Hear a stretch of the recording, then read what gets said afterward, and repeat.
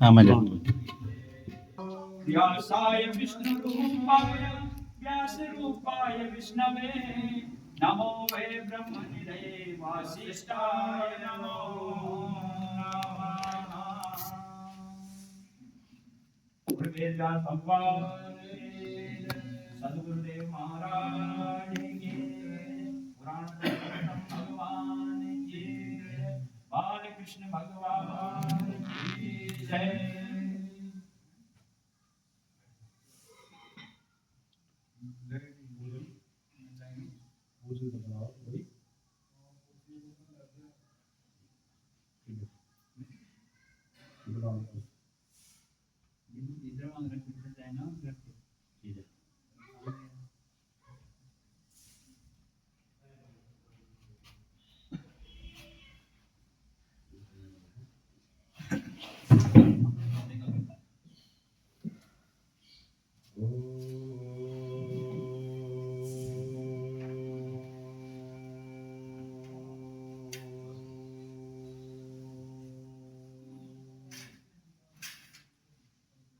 सच्चिदानंद रूपाय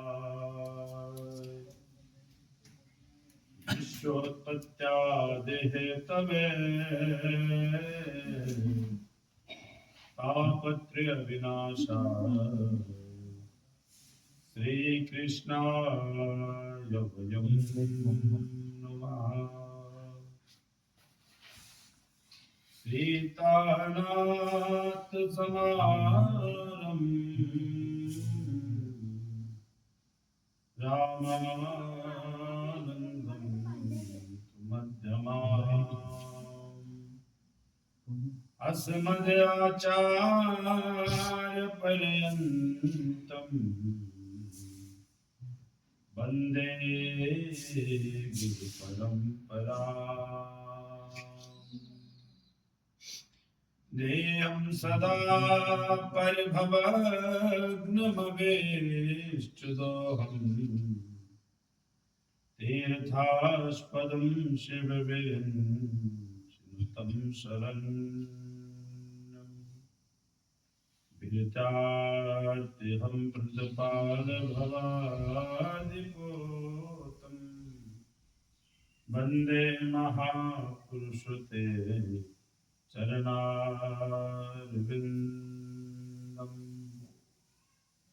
त्यक्त्वा सुजस्त्यज सुरेसितराजलक्ष्मीम् धर्मिष्ठयार्यवचसा यद्गाधरण्यम्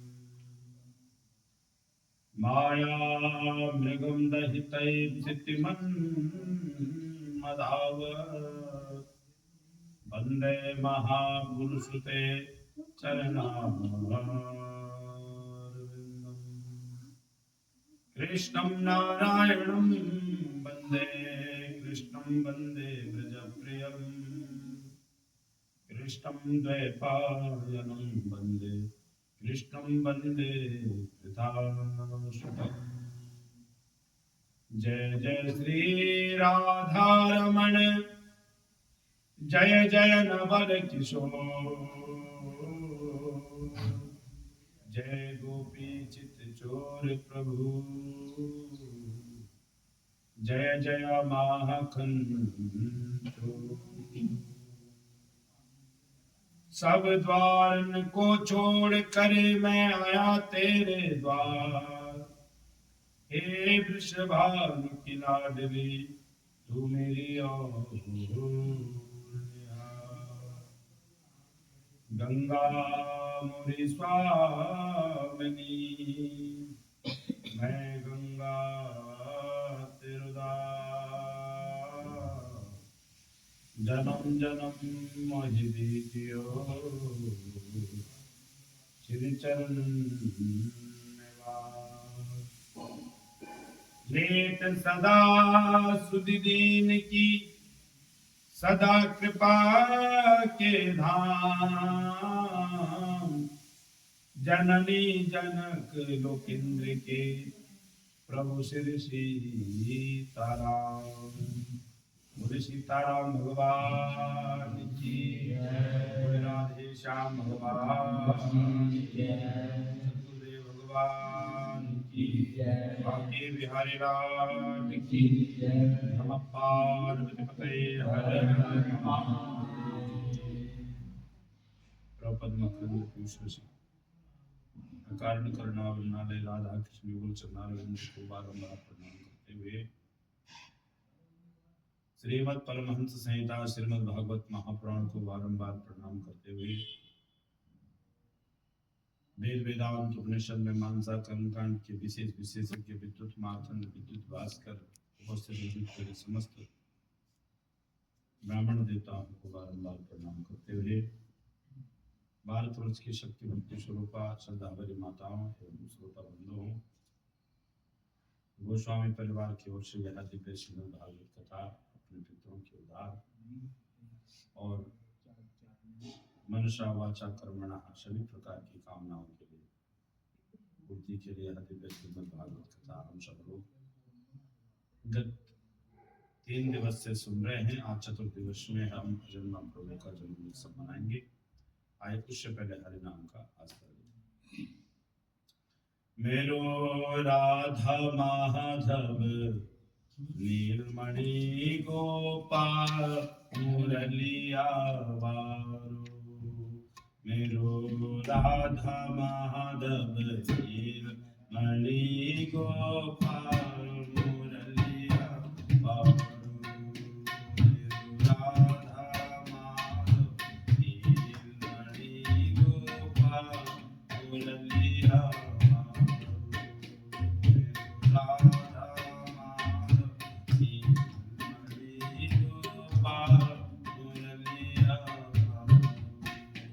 गोपाल मुरलिया वारो गोपाल मुरलिया वारो नंदलाल मुरलिया वारो नंदलाल मुरलिया वारो मेरो राधा माधव नीलमणि गोपाल मुरलिया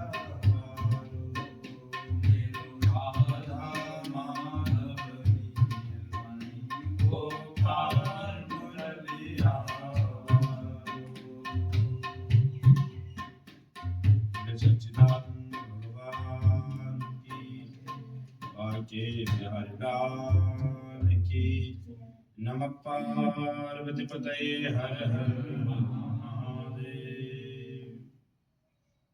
पहले चलते अपनी मन की गति को उस पावन तट पर जहाँ पर गत दिवस की कथा में हम सब लोगों ने सुना। इधर नैमिषारण्य के पावन तट पर सूत जी और शौनक जी का संवाद चल रहा है। सूत जी शौनक जी को दिव्य कथा सुना रहे हैं। इधर दूसरी तरफ जो है सनक सनंदन सनातन और सनत कुमारों के द्वारा दिव्य श्रीमद् भागवत कथा देवर्षि नारद जैसे परमहंसों को सुनाई जा रही है। और इसी श्रृंखला में हमने गत दिवस की कथा में राजा परीक्षित को श्राप लगा है और गंगा के तट पर आते ही उजले जैसे परमहंसों का सानिध्य उन्हें प्राप्त हुआ और यहीं पर गत दिवस की कथा को हमने श्रवण किया। लेकिन गत की कथा में हम सब लोगों ने विशेष श्रवण किया कि कुंती ने भगवान से दुख मांगा, लेकिन जो भगवान आनंद घन सिंधु सुख राशि है, जिनके पास दुख है ही नहीं, वह दुख देते कहां से। तो मांगने पर भी भगवान ने दुख नहीं दिया, जबकि मांगा है। और हम स्वतः ही कह लेते हैं कि भगवान हमको दुख देते हैं, है ना। भगवान किसी को दुख नहीं देते हैं। कर्मणे जायते जंतु कर्मणे हो विलीयते सुखम दुखम भयम क्षेमम कर्मणे उपजायते। हमारे जो कर्म है उन्हीं के अनुसार हमें भुगतना पड़ता है। उन्हीं कर्मों के कारण जो है हमें सुख दुख प्राप्त होता है। प्रेम से बोले जय श्री राम। सारे संतों ने राजा परीक्षित को कहा कि 7 दिवस में मुक्ति मिलना मुश्किल है, कि 7 दिवस तो बहुत कम होते हैं।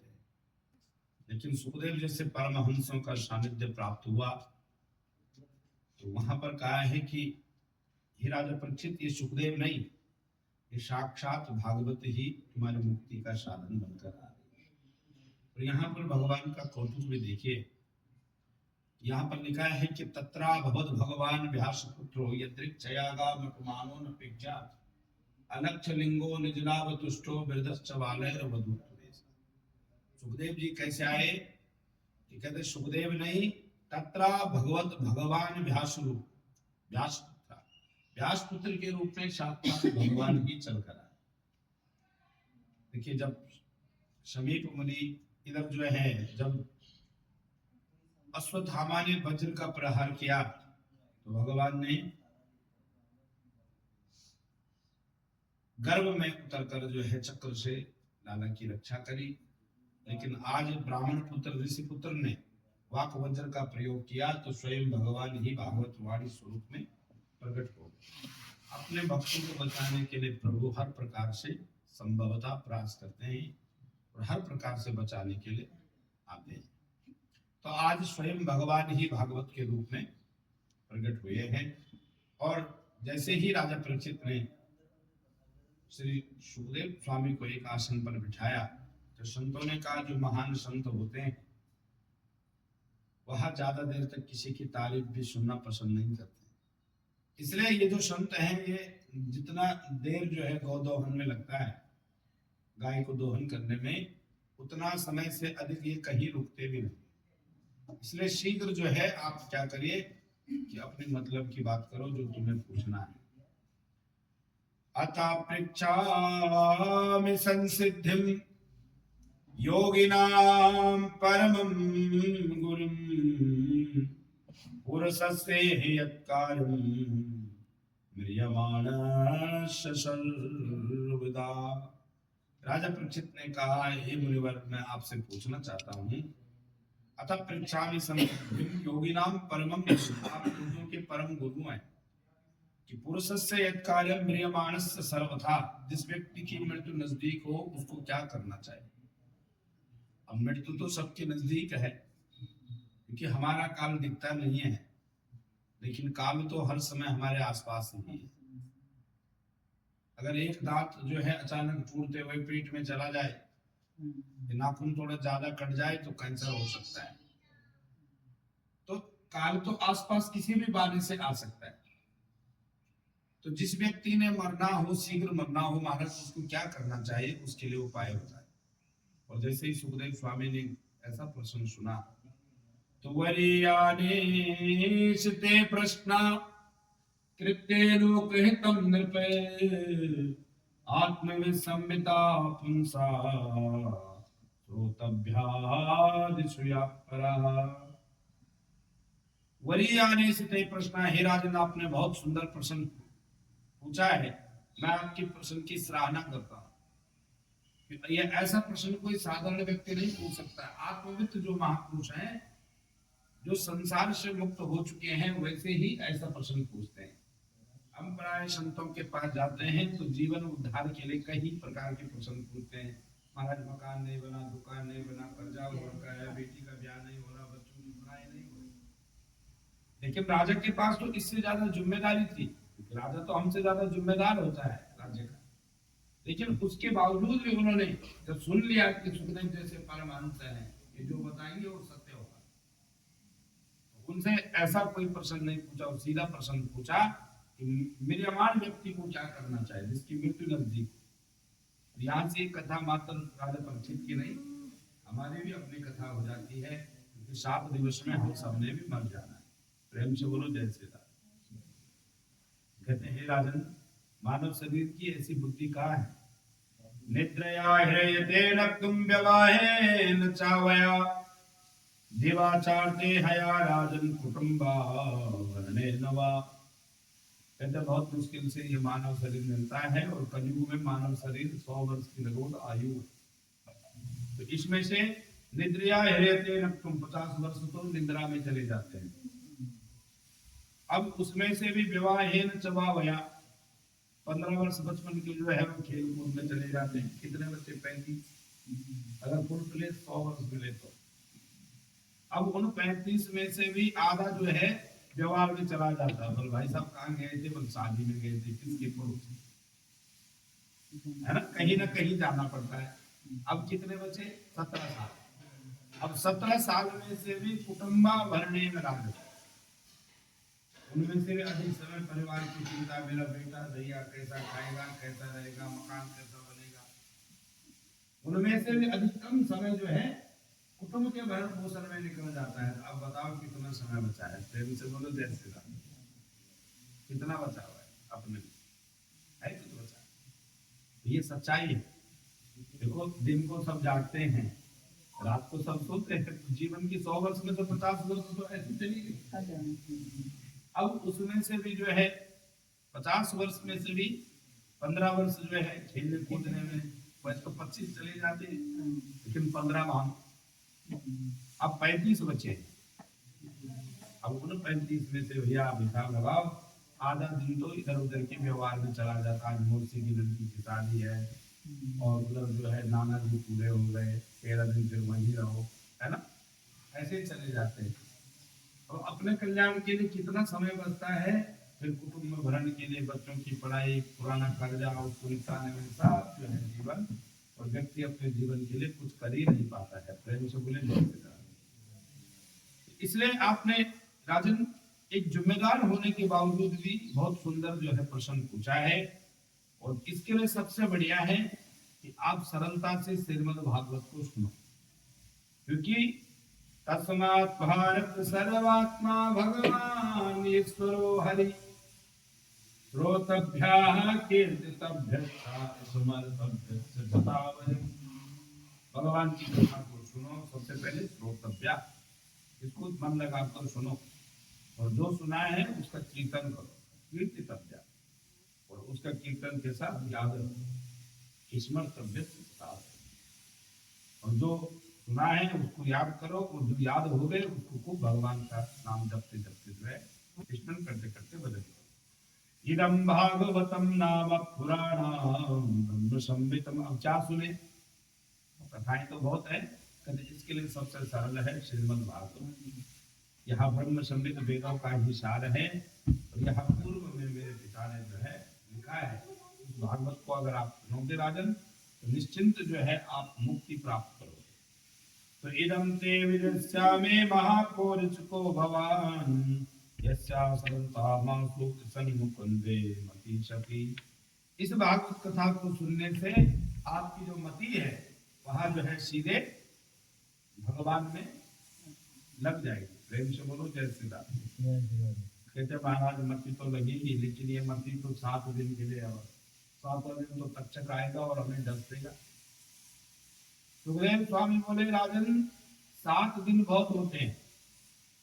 अगर जैसा डॉक्टर है यहाँ से पी जाए, किसी को ले गए, सबने रेफर कर दिया और सब कह रहे भैया नहीं बचेगा नहीं बचेगा, डॉक्टर बोले भैया बचेगा। इससे पहले जो आया था ना मरीज, वो तो बहुत बुरी कंडीशन में तो घर चला गया, और तुम तो बिल्कुल ठीक हो, तो आधा मरीज वैसे ही ठीक हो जाता है। अगर डॉक्टर बोले भैया हम तो कोशिश करेंगे बचने के, साथ से इनके कम है, तो भैया तो जो मर भी नहीं रहा होगा वो बेचारा भी मर जाएगा, है ना। तो जैसे ही कहा, सबने कहा भैया 7 दिन में तो मुक्त होना बहुत मुश्किल है, लेकिन सुखदेव स्वामी कहते हैं राजा परीक्षित 7 दिन है तुम्हारे पास। खटवांग नाम के एक राजा हुए सूर्यवंश में, देवासुर संग्राम हो रहा था, महाराजा खटवांग देवताओं की तरफ से लड़े, सारे देवताओं को जो है छक्के छुड़वा दिए। देवता बोले बड़े प्रसन्न हो गए, अरे भैया वीर हो तो तुम्हारे जैसा हो, बताओ मांगो क्या चाहे। तो खटवांग बोले पहले ये बताओ हमारी आयु कितनी शेष बची हुई, ये तो पता चले। उन्होंने कहा मात्र 2 मूर्त बची हुई है। कितनी? 2 मूर्त, लगभग जो है 48 मिनट। उन्होंने बोला फिर मैं तुमसे मांग के क्या करूंगा, अगर कर सकते हो तो हाँ भगवान का भजन में मेरे साथ सहाय करो, और शायद भगवान में मन लग जाए। और ऐसा त्रिकुट लगाया उसकी समाधि लगाकर जो है सीधे अपने श्वासों को ठाकुर को समर्पित कर दिया, मात्र 48 मिनट। तो तुम्हारे पास तो 7 दिन है। खटवांगो नाम राजर्षि ज्ञात्वा वेता मिहायु। जब मात्र 2 मुहूर्त में खटवांग मुक्त हो सकता है, तो राजन तुम 7 दिन में क्यों मुक्त नहीं होंगे? सब बड़े प्रसन्न हुए, वाह भाई डॉक्टर हो तो ऐसा हो। 1 मिनट में जो है जो चिंता थी उसकी सारी समस्याओं का समाधान कर दिया। प्रेम से बोलो जय श्री राम। लेकिन राजन इसके लिए परमात्मा के लिए पाने के लिए 2 मार्ग है। या तो है भगवान की श्रद्धो मुक्ति और दूसरी है कर्म मुक्ति। श्रद्धो मुक्ति है कि ठाकुर की सीधी कृपा हो जाए। व्याधस्या चरणम ध्रुवस्य च वयोगा विद्यागजेन्द्रस्य का काजातिर्विद्रुस्य यादवपते उग्रस्य किम पुरुषम कुब्जा किम तत्र रूपमधिकम किम तत्सुधामोदनम भक्ते तुष्यति केवलम परमयो भक्ति प्रिया माधव। अरे व्याध कौन सा जो है कहीं नाक की धोके जो है बहुत शुद्ध भाव से रहता था। गजेंद्र के पास जिसने मात्र गजेंद्र ने एक बार गोविंद का तो ठाकुर प्रकट हो गए। और विद्या गजेंद्र से कहा का जाति विदुर से, विदुर जी की कौन सी जाति थी, हमारा जब कृष्ण कौन से विदुर। लेकिन ठाकुर की ऐसी कृपा हुई, ना सुदामा के पास कोई धन था, ना वो पूजा दिखने में बहुत सुंदर थी, लेकिन ठाकुर की उन पर कृपा हो गई। क्यों? यह है गोविंद की सद्यो मुक्ति, सीधी कृपा, कोई जात नहीं, कोई कर्म नहीं, है ना। लेकिन दूसरी है कर्म मुक्ति। कर्म मुक्ति के लिए शनि शनि जो है सत्य कर्मों को बढ़ाना पड़ेगा। आप थोड़ा भजन किया, फिर कल और भजन करना पड़ेगा, उस परमात्मा में और मन लगाना पड़ेगा, और भगवान की जो है सूक्ष्म से सूक्ष्म शरीर का ध्यान करना पड़ेगा। तो ये समझना है कि तल वितल सुतल महातल रसातल पाताल आदि 14 भुवनों में जो है वही परमात्मा समाश्रित हो रखा है। और जब उस परमात्मा में ही सब कुछ आप देखोगे तो जितासनों इसके लिए पहले 3 बातों का ध्यान रखना है। प्रेम से बोलो जय श्री राम। वो सूक्ष्म शरीर का ध्यान तब होएगा जब सबसे पहले 3 बातों का ध्यान रखो। पहले है जितासनो। क्या है? जितासनो। पहले आसन पर बैठना सीखो। अगर हम आसन पर नहीं बैठ सकते, बुढ़ापा है तब तो ठीक है, कोई बात नहीं, लेकिन अगर हम जवानी में भी आसन पे नहीं बैठ सकते तो भजन कैसे करेंगे। तो सबसे पहले है जितासनो, आसन पर बैठना। फिर है जित संगो, अगर 100 में भी है तभी मस्त रहो, अकेले में है तभी मस्त रहो। ऐसा ना हो कि भैया पहले दिन आप कथा प्यार से सुन रहे हो और 2 सहेली आई नहीं और आप तब मारने शुरू हो गए। कोई आए तब भी ठीक, ना भी आए तब भी ठीक, आप अकेले हो तब भी ठीक, और हजारों में हो तब भी ठीक। सबसे पहले है जितासनो, जित संगो जितेंद्रिया, और तीसरा है अपने इंद्रियों को जो है वश में रखिएगा। आज हमारे शास्त्री जी श्री अनिल शास्त्री जी धर्म पत्नी के साथ और साथ में बहनी जी आए। एक बार आपका जो है गोस्वामी परिवार की ओर से बहुत बहुत स्वागत हो।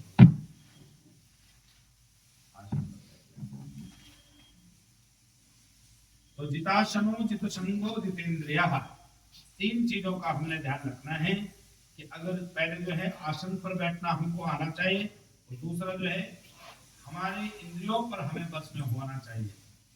हमारा मन करा भैया आज हम कुछ खाते हैं और हम दौड़ पड़े, है ना, तो पहले अपनी जीवा कंट्रोल में होनी चाहिए। और जब जीवा कंट्रोल में हो गए और फिर जो है मन पर जब हमारा जो है कंट्रोल हो गया, जित संगोग होने के बाद 3 स्थितियां हमारे जीवन की हो गई, तब उस परमात्मा के सूक्ष्म से सूक्ष्म शरीर का जो है हम ध्यान करें। और यूं समझे कि सूक्ष्म शरीर के ध्यान के लिए शीतल वितल सुतल महातल रसातल पाताल आदि 14 भुवनों का जो है वह परमात्मा ही सब कुछ करने वाला है। प्रेम से बोलो जय श्री राम। दूसरी कहते हैं हे शौनक आदि मुनियों, बहुत दुर्लभता से ये मानव शरीर मिलता है, और इस मानव शरीर में जितना हो सके भगवान का भजन करना चाहिए। संसार चक्कर चलता रहेगा, लेकिन भजन ही सर्वोपरि है, भजन खूब करना चाहिए। कहते हैं कई बार क्या होता है, व्यक्ति जो है आवश्यकता से ज्यादा चिंतन करने लगता है, जो अंततः जो है दुखदायी होता है। प्रेम से बोलो जैसे अब जैसे ही कहा महाराज थोड़ा विस्तार बोलो बताइए कैसे। कहते कुछ लोग भजन करना भी चाहते हैं फिर भी भजन नहीं होता। इसका कारण क्या है? कहते पूर्व जन्म का किया हुआ पाप। अच्छा, पूर्व जन्म की योनि के कारण भी, जैसे गजेंद्र जो है पूर्व जन्म में भगवान का भक्त था और मुक्त हो गया, इस जन्म में तो कोई भजन नहीं किया, तो इसका कारण था पूर्व जन्म का। तो हमारे पूर्व जन्म के संचित पापों या पुण्यों के फल पर भी हमारा जीवन चलता है। अब पूर्व जन्म में कौन क्या था ये कैसे जाने, तो यहाँ पर संकेत में उन्होंने जो है 4 योनियों का वर्णन बताया। कौन कौन सी? कहते पहला ये है स्वविड वरा होस्ट खरे संस्कृता पुरुषा पशु नयत कर्ण पयोपेतो जातु नाम गदप गर्जा। स्वविड कहते हैं जो लोग जो है दूसरे का धन ऐसे कैसे भी मिले, आजकल लगे रहते हैं ना लोग, कहां से लॉटरी मिलेगी, किसका धन चोरी करेंगे। ये पूर्व जन्म में क्या था, कहते पूर्व जन्म में थे स्वविड। स्वविड कहते हैं स्वर्ग को। अब स्वर्ग को नाली का मिले कहीं सा मिले, उसका काम है पेट भरना। वो ये नहीं दिखता था कि देखता है कि अच्छा है कि बुरा है। प्रेम से बोलो जय श्री राधे। तो जो दूसरे के धन को खाने के चक्कर में रहते हैं वहां पूर्व जन्म की स्वविड वरा। पहले लोगों को जब धन मिलता था किसी का तो आवाज लगाते थे गांव में, भैया हमें किसी का धन मिला है, जिसका है भाई ले जाओ, क्योंकि कहीं पाप का धन घर में मिल गया तो संतान जो है बिगड़ जाएगी। और आज लगे हुए कोई बाबा जी आए और हमें जो है लॉटरी का नंबर दे, है ना। प्रेम से बोलो जय श्री राम। स्वविड वराह खरे संस्तुता पुरुषा पशु। दूसरा है कि जो व्यक्ति जो है आवश्यकता से ज्यादा परिवार का जो है वजन उठाता है। एक व्यक्ति है बूढ़ा है, 75 साल की उम्र हो गई, नातनी भी जवान हो गई, और सब सोच रहे हैं कि भैया कहीं ऐसा हो कि बीच में दादाजी ना गुजर जाए, इसलिए दादाजी गुजर ही जाए उसके बाद जो है नातनी की शादी करें। अब किसी संत महात्मा ने कहा भाई दादाजी थोड़ा सा भजन करो, बुढ़ापा आ गया। कहा भाई नातनी का जो है ब्याह होगा उसके बाद खूब भजन करें। यद्यपि घर वाले चाह रहे हैं कि बूढ़ा जी कब किसके, लेकिन वो लगे हुए नातनी का ब्याह होगा अब जो है भजन करें। तो स्वविड वरा होस्ट खरे सस्तुत पुरुषा पशु। ऐसे जो व्यक्ति गधा कितनी भी मेहनत कर ले, जीवन भर भी जो है भार ढोता रहे, लेकिन गधा को कोई पुरस्कार नहीं देता। लेकिन ऐसे व्यक्ति जो आवश्यकता से ज्यादा घर का बोझ उठाते हैं उनका जो है कोई भी सम्मान नहीं होता है, वो अपने जीवन को भी खो देते हैं। ऐसे यह बहुत मुश्किल से जो है मानव शरीर मिला है, और इस मानव शरीर को मुक्त करने के लिए ही अनेक साधन करना चाहिए। संसार के साधन जिस स्थिति में परमात्मा रख ले उसी स्थिति में रहकर जीवन यापन करना चाहिए। सुखदेव स्वामी कहते हैं, हे राजा परीक्षित, आपने इतना सुंदर प्रश्न पूछा कि जिस व्यक्ति की मृत्यु नजदीक हो उसको क्या करना चाहिए, मैं मंगलाचरण करना ही भूल गया। जब श्रोता कभी जो है बहुत सुंदर भाव से प्रश्न पूछता है, क्योंकि यहाँ पर राजा परीक्षित ने कहा है कि जिस व्यक्ति की मृत्यु नजदीक हो उसको क्या करना चाहिए। अब मृत्यु तो हम सब की नजदीक है कि सबने जो है 7 दिवस में मर जाना है। क्या भरोसा इस जिंदगी का, साथ देती नहीं ये किसी का। आज श्वास ऊपर को जाए, कल बाहर को आए या ना आए, इसकी कोई गारंटी नहीं है।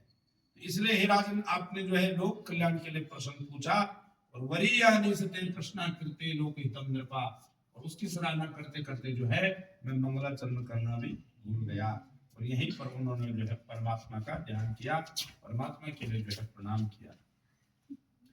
नमः परस्मै पुरुषाय भुवसे सदुद्भवस्थान निरोध लीलया गृहीत शक्ति तृतीयाय देहिनाम अंतर्भवायानुपलक्षुवर्त्मने। सुखदेव स्वामी कहते हैं, मैं उस परमात्मा को प्रणाम करता हूँ कि नमः परस्मै पुरुषाय भुवसे, जो इस सारे संसार चक्र को चलाने वाला परमात्मा है।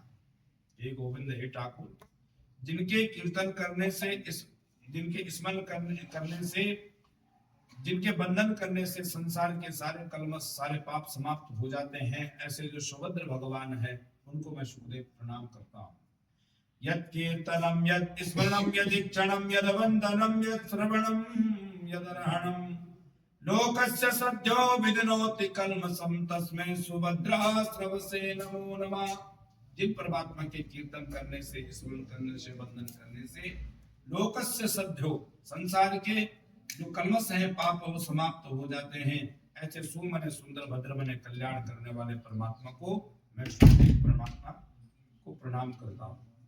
ये प्रभु, व्यक्ति कितना भी जीवन में बड़ा हो जाए, तपस्विनो दान परायसस्विनो मनस्विनो मंत्रविदा सुमंगला क्षेमं न विद्यन्ति विना यदर्पणम तस्मै सुभद्रा श्रवसे नमो नमः। हे प्रभु, व्यक्ति कितना भी बड़ा तपस्वी हो जाए, यशस्वी हो जाए, ज्ञानी हो जाए, कितना बड़ा दानी हो जाए, सत्कर्मी हो जाए, लेकिन जब तक क्षेमम न विद्यन्ते बिना यदर्पणम, तब तक उसका क्षेम कल्याण नहीं होता है, जब तक वो अपने सारे कर्मों को आपको समर्पित ना करे।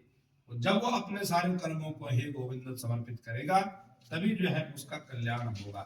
यहीं पर राजा परीक्षित ने कहा, इस सारे संसार को कौन चलाता है, कौन बनाता है, इस सारे संसार को कैसे भगवान बनाते हैं।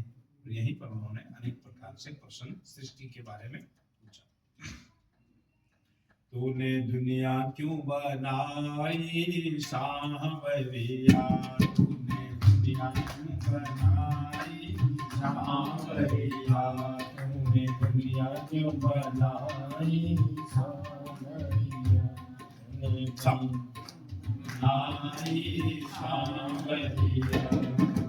सांवरिया सांवरिया मेरे नटवर नगरिया, सांवरिया सांवरिया मेरे नटवर नगरिया, सांवरिया सांवरिया मेरे नटवर नगरिया, सांवरिया सांवरिया मेरे नटवर नगरिया, दुनिया क्यों बनाई सांवरिया, तूने दुनिया क्यों बनाई सांवरिया, किस धातु से पवन बनाया, किस धातु से पानी, हाँ किस धातु से पवन बनाया, किस धातु से पानी, हाँ किस धातु से पवन बनाया, किस धातु से पानी, हाँ किस धातु से पवन बनाया, किस धातु से पानी, हाँ कैसे की है वेद की रचना कोई भी ना जाने, कैसे की है वेद की रचना कोई भी ना जाने, तूने दुनिया क्यों बनाई सांवरिया, सांवरिया सांवरिया मेरे नटवर नगरिया, सांवरिया सांवरिया मेरे नटवर नगरिया, दुनिया क्यों बनाई सांवरिया, तूने दुनिया क्यों बनाई सांवरिया, कैसे की है भूमि की रचना, कैसे गगन बनाया, हाँ कैसे की है भूमि की रचना, कैसे गगन बनाया, कैसे की है भूमि की रचना, कैसे गगन बनाया, हाँ कैसे की है भूमि की रचना, कैसे गगन बनाया, कैसे की है सरोवर रचना, जल की धार बहाया, कैसे की है सरोवर रचना, जल की धार बहाया, तूने दुनिया क्यों बनाई सांवरिया, तूने दुनिया क्यों बनाई सांवरिया, सांवरिया सांवरिया मेरे नटवर नगरिया, सांवरिया सांवरिया मेरे नटवर नगरिया, दुनिया क्यों बनाई सांवरिया, तूने दुनिया क्यों बनाई सांवरिया, बगुला हंस बनाया उज्ज्वल गागा कोयल काली, हाँ बगुला हंस बनाया उज्ज्वल गागा कोयल काली, बगुला हंस बनाया उज्ज्वल गागा कोयल काली, हाँ बगुला हंस बनाया उज्ज्वल गागा कोयल काली, लाल चोंच दे दे सुआ को पंखों में हरियाली, लाल चोंच दे दे सुआ को पंखों में हरियाली, तूने दुनिया क्यों बनाई सांवरिया, तूने दुनिया क्यों बनाई सांवरिया, सांवरिया सांवरिया मेरे नटवर नगरिया, सांवरिया सांवरिया मेरे नटवर नगरिया, दुनिया क्यों बनाई सांवरिया, तूने दुनिया क्यों बनाई सांवरिया, छिटी जल पावक गगन मेरा, छिटी जल पावक गगन मेरा, छिटी जल पावक गगन मेरा, छिटी जल पावक गगन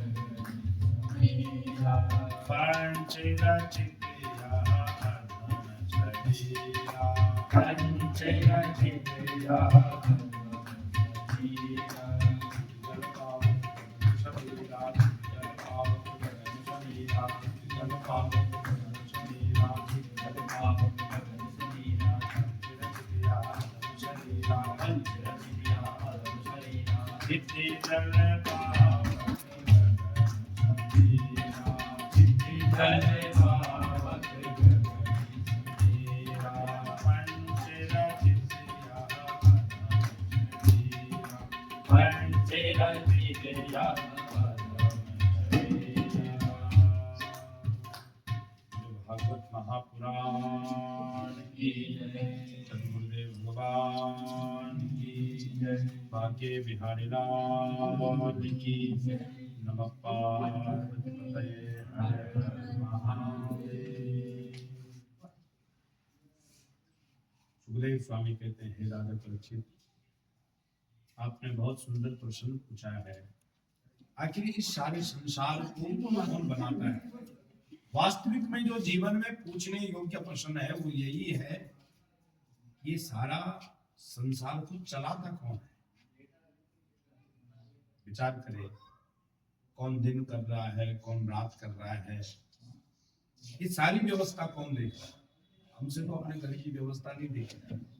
आखिर ऐसा कौन है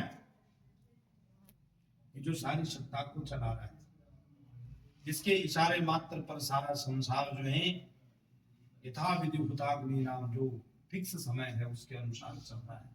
और थोड़ा भी गड़बड़ हो जाए तो संसार जो है सारा हिल जाता है। प्रेम से बोलो जय श्री राम।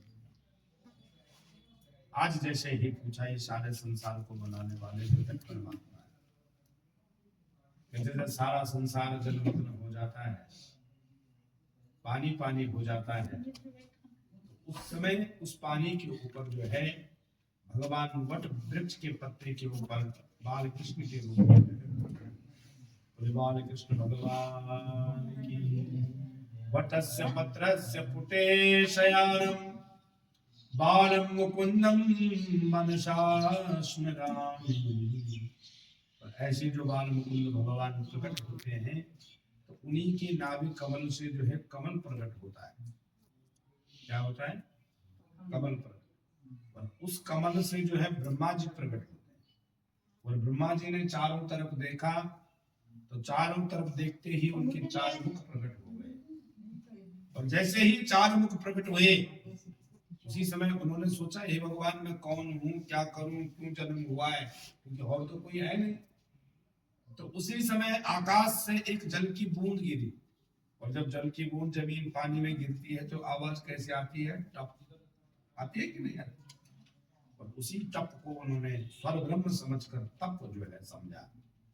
और तप करते हुए उन्होंने जब हजारों वर्ष नारायण का ध्यान किया कि इस संसार चक्र को चलाने वाला जो आदि पुरुष है, जिसके इशारे पर मेरा भी जन्म हुआ है, मैं ब्रह्मा उस भगवान का ध्यान करता हूँ।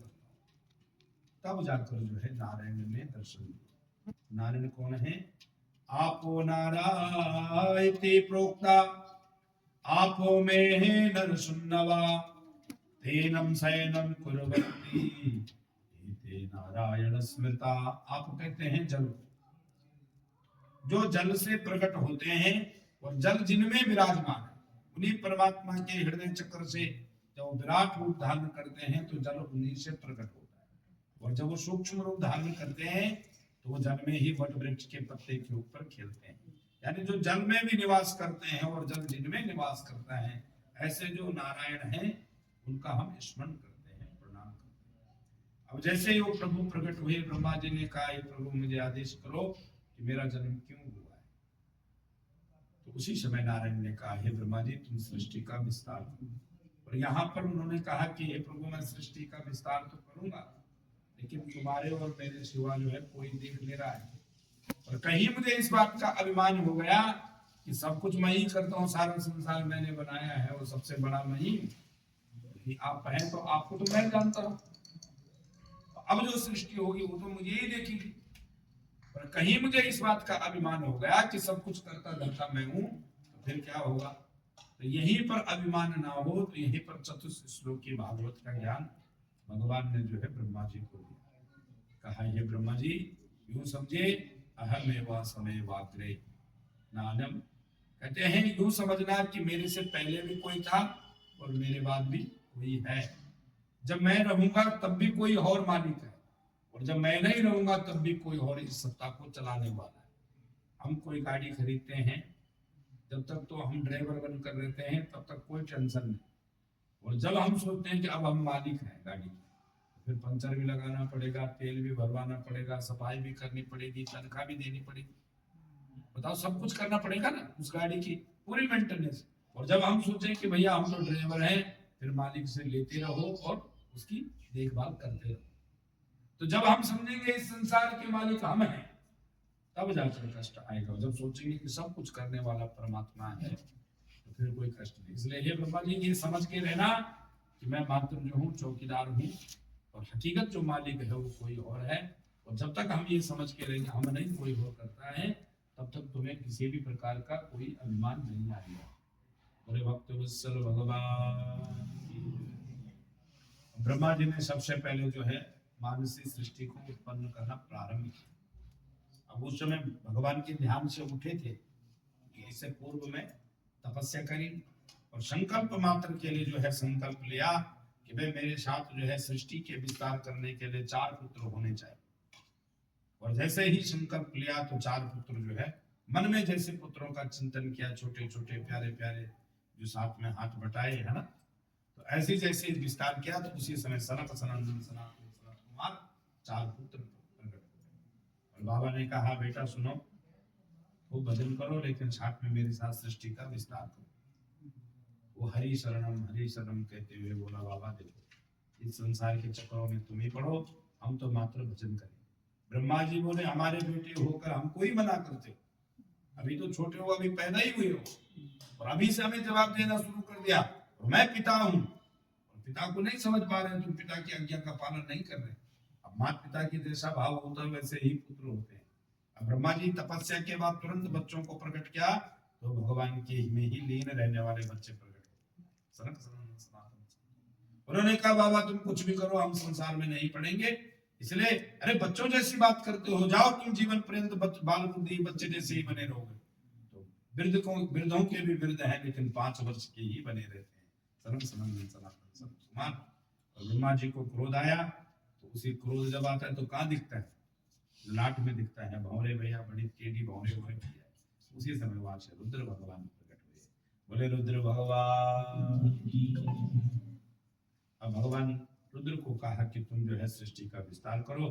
बचपन में जब मास्टर जी कहते थे भैया खिलौना बना कर लाओ, तो बनाते थे ना खिलौना, बनाए आपने मिट्टी के खिलौने है माता, फिर ले जाते थे गत्ते के ऊपर, कोई आम बनाकर, कोई केला बनाकर, कोई दीपक बनाकर, है ना, वो ज्यादातर तो टूट ही जाते थे। तो जब शुरू में खिलौने बनाते हैं तो भाई कोई टेढ़ा बनता है, कोई कैसा बनता है।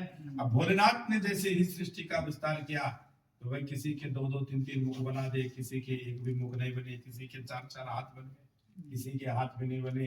अब एक दिन ब्रह्मा जी चक करने गए और देखो सृष्टि कैसी बन रही है। वहां शुरू में नाग जैसे नहीं बनते हैं जब बनाते हैं, तो नागों ने जो है ब्रह्मा जी को बोले हे बाबा रुक जा, अंदर कहाँ जा रहा है, अरे भाई तुम कहाँ से आए, तुम कौन हो।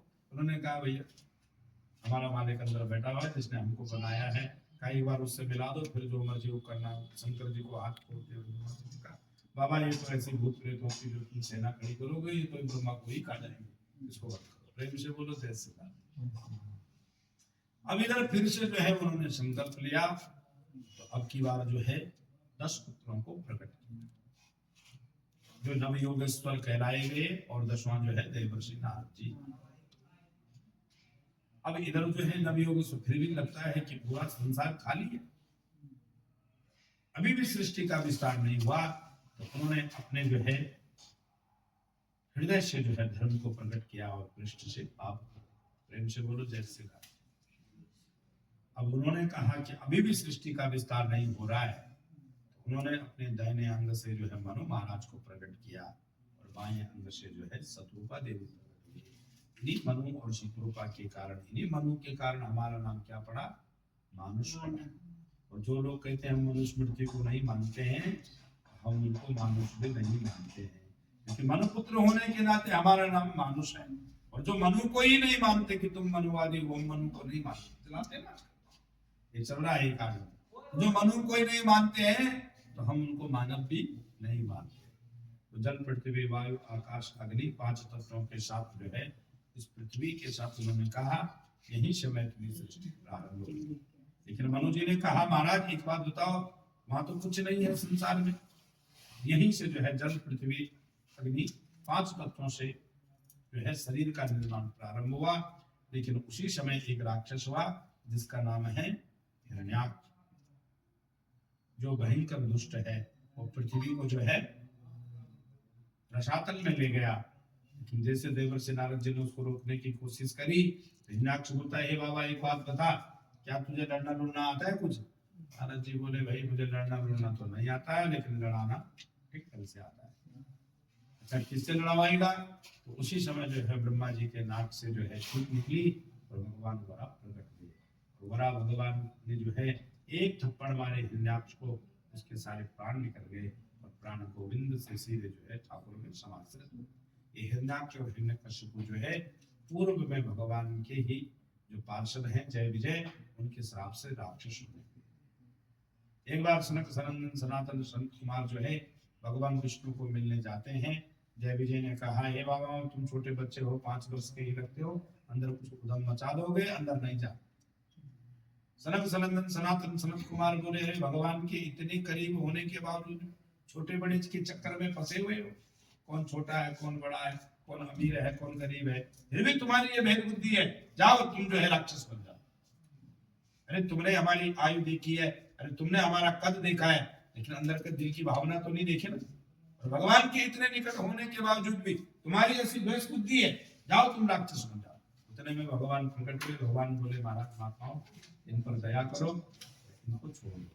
लेकिन भैया जो मिथ्या न जाए, देव शिवानी संतों की जो वाणी है वो झूठी नहीं होती है, इसलिए राक्षस तो बनना पड़ेगा। भगवान ने कहा घबराओ मत, तुम्हारे उद्धार के लिए अगर तुम्हें 3 जन्म लेना पड़ेगा तो मैं तुम्हारे उद्धार के लिए 4 जन्मों को लेकर आ जाऊं। तो यही जो है जय और विजय हिरण्याक्ष और हिरण्यकशिपु सतयुग में हुई। हिरण्याक्ष और हिरण्यकशिपु जो है लोभ के प्रतीक है, ये स्वर्ग को चाहते हैं। किसको चाहते हैं? स्वर्ग को। ये स्वर्ग का अधिपत्य पाना चाहते हैं और भगवान को जो है वरा रूप और नरसिंह रूप धारण करना पड़ा। तो यही हिरण्याक्ष और हिरण्यकशिपु का उद्धार। और भगवान जो है उस समय 2 रूप भगवान ने मिले। दूसरे जन्म में यही रावण और कुंभकर्ण हुए, जो काम के प्रतीक है, काम ही है। लेकिन भगवान राम बनकर आए, मर्यादा पुरुषोत्तम बनकर, और भगवान ने जो है इनको मुक्ति दे दी। और तीसरी जन्म में जो है ये दंतवक्र और शिशुपाल बने, भगवान जो है कृष्ण बनकर आए और इनका उद्धार किया। शिशुपाल भगवान को जो है 100 गाली देता है, भगवान 100 गाली तक माफ करते हैं। मतलब एक गाली पर ही भगवान चाहते तो उसके जो है धड़ से उसकी गर्दन को अलग कर देते। लेकिन समर्थ होने के बावजूद भी जो 100 गाली बचाने का सामर्थ्य रखता है वो कृष्ण है, और उन्हीं की हमारे बस का कुछ होता भी नहीं। थोड़ा कोई कुछ बोल दे तो हम जो है एकदम से पसीना पसीना हो जाते हैं, हमको बोला, जबकि हम कुछ नहीं कर सकते। लेकिन भगवान ठाकुर जी 100 गाली को पचाते हैं, 100 गाली सुनते हैं। जो एक गाली पे ही शिशुपाल का वध कर सकते हैं, उसके बावजूद भी 100 गाली ध्यान से सुनते हैं। शिशुपाल अब 100 हो गई है, अब ज्यादा हो गया। समर्थ होने के बाद भी शांत कैसा बैठना चाहिए कि ठाकुर जी के जीवन से हमें सीखना चाहिए। प्रेम से बोलो जय श्री राम। इसलिए विधाता का कौतुक तो देखिए, अगर इन्होंने 3 जन्म लिए हैं तो ठाकुर ने इनको मुक्त करने के लिए, अपने भक्तों को मुक्त करने के लिए 4 जन्म, हिरण्याक्ष के लिए, हिरण्यकशिपु के लिए, वराह और नरसिंह, राम और कृष्ण, 4 जन्म। लेकिन इनमें जो लोभ के प्रतीक है कौन? हिरण्याक्ष, हिरण्यकशिपु। और हम लोग भी लोभ के प्रतीक ही है, ज्यादा क्या होगा कैसा होगा, है ना। इसको मिटाने के लिए भगवान को भी पशु बनना पड़ा, और हमें क्या बनना पड़ेगा? हिसाब किताब घर जाके लगाना। प्रेम से बोलो जैसे। तो इसलिए जो है जैसे ही इसके शरीर से दिव्य ज्योत निकली, मेरे ठाकुर में समाश्रित हो गए। यहीं से मनु महाराज की 3 कन्याओं भी मनो शतरूपायाम तित्र कन्या जंगिरे आकुति देवकी चा प्रसूति रेवा विश्वता। आकुति देवकी और प्रसूति और 2 पुत्र हुए, प्रियव्रत और उत्तानपाद। इनमें से एक दिन की बात है, भगवान ब्रह्मा जी के एक पुत्र हैं जिनका नाम है कर्दम। कर्दम कहते हैं कर्म ने इंद्रियां, दमन मने बस में। जिन्होंने अपने इंद्रियों को बस में कर दिया उनका नाम है कर्दम। एक बार उनका मन हुआ कि भाई देखो तपस्या करते हुए बहुत समय हो गया, ऐसा करते हैं हम भी अपने गृहस्थ को बढ़ाते हैं। तो उनका मन में आया कि भाई गृहस्थ को बढ़ाने के लिए सबसे पहले क्या चाहिए, सुंदर पत्नी चाहिए कि नहीं चाहिए। अब उन्होंने जो है पत्नी को पाने के लिए बैठा की, अब सुंदर पत्नी के लिए उन्होंने जो है भगवान नारायण से जो है तप किया, हे ठाकुर जी आपकी कृपा से जो है मुझे सुंदर पत्नी मिली। अब 10,000 वर्ष तक तप किया और 10,000 वर्ष तक तप करते करते ठाकुर प्रकट हो गए। ठाकुर ने कहा मांगो कर्दम जी क्या चाहिए तुम्हें। और जैसे ही भगवान के मुखमंडल की आवक प्रभा को देखा तो सारी शुद्ध बुद्ध भूल गए, हे गोविंद आप संसार का कुछ नहीं चाहिए। अरे भाई जब तक हमने कोई चीज देखी नहीं तब तक हमें दूसरी चीज अच्छी लगती है, और जब अच्छी चीज देख ली है तो फिर संसार भूल हो जाता है ना। तो आज देखा कि भैया हम तो संसार को मांग रहे थे लेकिन संसार से परे तो नारायण है। हे ठाकुर हे गोविंद हम कभी भी अब हमें कुछ नहीं चाहिए, हमें आप मिल गए, अब संसार का कुछ नहीं चाहिए। भगवान बोले जीवन में किया हुआ सत्कर्म कभी व्यर्थ नहीं जाता। जैसे यद्यपि घड़ी का भरा हुआ इलान समय पर नहीं बसता, लेकिन जब उसका वक्त आता है तो वो जरूर बसता है। ऐसे ही जीवन का सत्कर्म हमें तुरंत भले ना मिले, लेकिन वक्त आने पर जो किया हुआ सत्कर्म है वो कभी व्यर्थ नहीं जाता है। प्रेम से बोलो जय श्री राम। अगर तुमने नाम लिया है तो उसका फल तुम्हें जरूर मिलेगा। आप प्रभु हमें बिल्कुल अब कुछ भी नहीं चाहिए, बस जिसको आप मिल गए उसको क्या चाहिए, या तो आप ही मुझे स्वीकार कर लो, आप ही अपने साथ ले जाओ, अपने दास बना लो, या फिर जो है वरदान मंत्र हमें नहीं पढ़ना गृहस्थ में। भगवान बोले एक काम करो, मैं अगर मेरे जैसा ही कोई चाहे तो मेरे जैसा तो नहीं हूँ, तुम्हारे घर में 9 पुत्री होगी, पुत्री के बाद स्वयं मैं पुत्र बनकर आऊंगा। कपिल भगवान की। आज से तीसरे दिन मनु महाराज तुम्हारे घर पर आएंगे और उनकी जो पुत्री है देवहूति उसके साथ तुम पाणिधर्म संस्कार कर ले। और जैसे ही कर्दम जी घर आए, ध्यान तपस्या कर रहे थे, उसी समय अपनी पुत्री को साथ लेकर जो है मनु महाराज वहां पहुंचे। मनु महाराज ने देखा आश्रम के अगल बगल की जो स्थिति है बड़ी विचित्र है। सांप और चूहे आपस में खेल रहे हैं, मृग और सिंह जो है एक दूसरे से क्रीड़ा कर रहे हैं, और समझ गए कि ये सब जो है संत की तपस्या का प्रकोप है, कि जो जन्मजात बैरी है, जिनका जीवन ही एक दूसरे के लिए है, विपरीत है, और वो भी आपस में खेल रहे हैं। इसलिए ये इसका मेन कारण यह है कि संत की जो तपस्या है उससे ये एक दूसरे से जो बैर का भाव था वो सब प्रेम से बोलो जय श्री राम। और उसी समय कर्दम जी से मनु महाराज ने प्रार्थना करी, महाराज आप मेरा यज्ञ जो है स्वीकार करो, मैं अपनी पुत्री का विवाह आपके साथ करना चाहता हूँ। और जैसे ही संत को तो सब पता था, सुंदर तरीके से जो है पुत्री का जो है वाग्दान किया, पुत्री का विवाह हुआ और मनु महाराज जो है अपने गंतव्य को चले गए। और आज विवाह का पहला दिन था। कौन सा दिन? पहला दिन। पितृभ्याम प्रस्थिते साध्वी पति इंगेत कोविदा नित्यं परिचरत प्रीता भवानी भवं प्रभु। आज जैसे ही विवाह का प्रथम दिवस था तो पितृभ्याम प्रस्थिते साध्वी पति इंगित कोविदा, पिता के चले जाने के बाद उस देवी ने इशारा मात्र से ही अपने पति की बातों को, हृदय को समझने की कोशिश की। इशारे मात्र से कैसे? बिना कहे। अरे विचार करिए, माता जो घर में भोजन बनाती है तो जैसे बेटा जो है, बेटा या खाने वाला एक निवाला मुंह में रखता है तो उसकी जैसी नजर इधर जाती है, तो अगर पानी की बर्तन की तरफ जाती है तो माँ समझ जाती है इसको पानी की जरूरत है, और अगर नमक की तरफ लगे स्वाद मुंह बता देता है कि भाई नमक कम है या मीठा ज्यादा है। इशारे मात्र से ही समझ जाते हैं कि भैया माँ तब तक जो है जैसे ही इधर नजर करी, नमक का जो डाली थी माँ ने जो है सामने रखी। बताओ सच है कि नहीं? तो पितृव्याम प्रस्तुते साध्वी पति इंगित को विदा।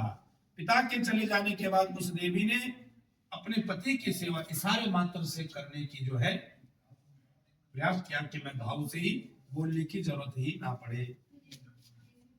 आज स्थिति ऐसी हुई, उस देवी ने कहा महाराज बस आपसे एक विनती है, अब रसोई कहाँ है, थोड़ा रसोई बता दो, मैं भोजन तैयार करती हूँ, भगवान को भोग लगाएंगे, अब रसोई बताओ, फिर जो है आप अपना संध्यावंदन करो।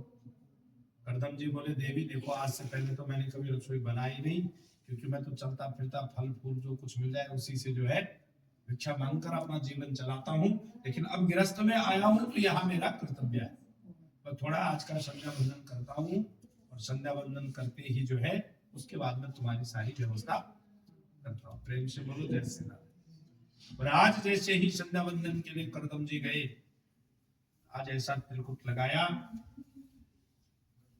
जब नेत्र खुले तो सामने जो है एक बुढ़िया माता 60 वर्ष की लगभग सामने खड़ी है, और करदम जी ने कहा हे देवी तुम कौन हो?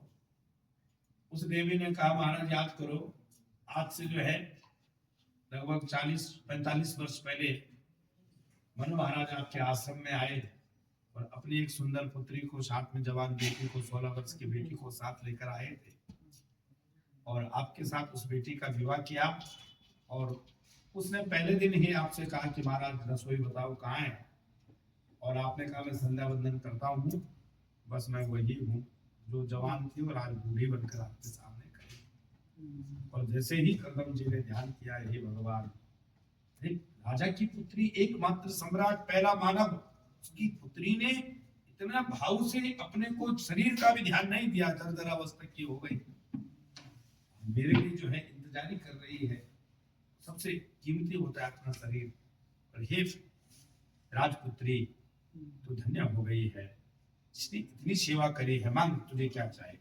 तुष्टो हम तव मान विमान दाया, शुश्रूषया परिमया परया च भक्त्या, यो देहि नामयमते सुहृत्सुदेहो नावेक्षिता समुचिते पितुम मदर्ते। तुष्टो हम विमान दाया, ये मनुपुत्री मैं तेरे से तुष्ट हूँ, संतुष्ट हूँ, मांग क्या चाहे। अरे सबसे पहला शरीर होता है, तूने शरीर की सुध बुध नहीं रखी, तू चाहती तो अपने पिता से कुछ भी सुविधाएं मंगवा दे, लेकिन धन्य है, बता मांग तुझे क्या चाहिए। उस देवी ने कहा महाराज और कुछ नहीं चाहिए, प्रत्येक स्त्री का मन होता है उसका पति जैसा उसके घर में संतान। आज जैसे ही करदम जी ने जो है उस देवी से सुना, उस आज एक विमान में उसको बिठाया, एक सरोवर में दोनों ने डुबकी लगाई, तो 17 वर्ष के करदम जी हो गए और 16 वर्ष की पुनः देवती मैया। देवताओं ने आकाश से पुष्प वृष्टि करी, और इनके घर में 9 पुत्री ही जो है साक्षात भक्ति स्वरूपा 9 पुत्रियों ने जन्म लिया। कितनी पुत्रियों ने? 9 पुत्री। इन 9 पुत्रियों में भी कोई साधारण पुत्री नहीं, एक पुत्री है कौन? माँ अनुसुईया, सती अनुसुईया।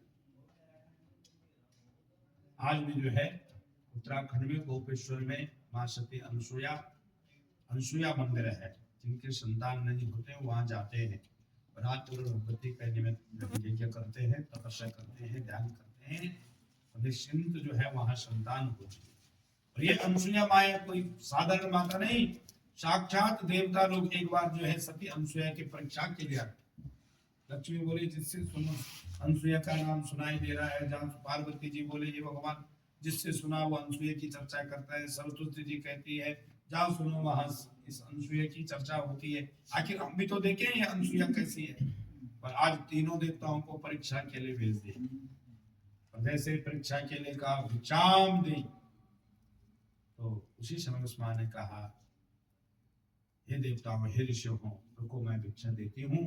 लेकिन देवता जो ऋषि बनकर आए थे उनसे कहा, उन्होंने कहा हम ऐसी बनी हुई भिक्षा नहीं लेंगे। अरे तुम्हें जो है भेदभाव है, जब तक तुम्हारे मन में स्त्री पुरुष का भाव है, छोटे बड़े का भाव है, तब तक ऐसे बने हुए व्यक्ति से हम भिक्षा नहीं लेंगे। जो अजात शत्रु हो, जिनको किसी भी प्रकार की कोई प्रभाव न हो, कौन है क्या है, ऐसे लोगों से हम भिक्षा लेंगे। माँ बोली ठीक है।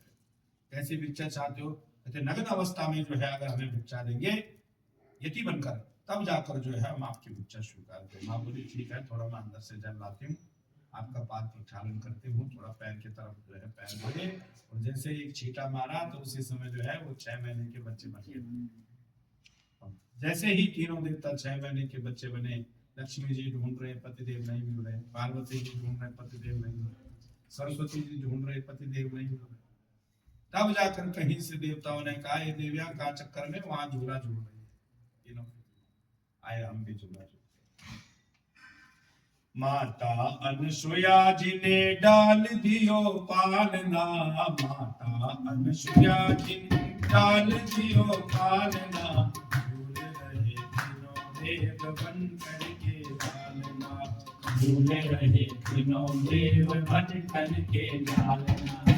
माता अनसुया जी ने डाल दियो पालना, माता अनसुया जी ने डाल दिया पालना,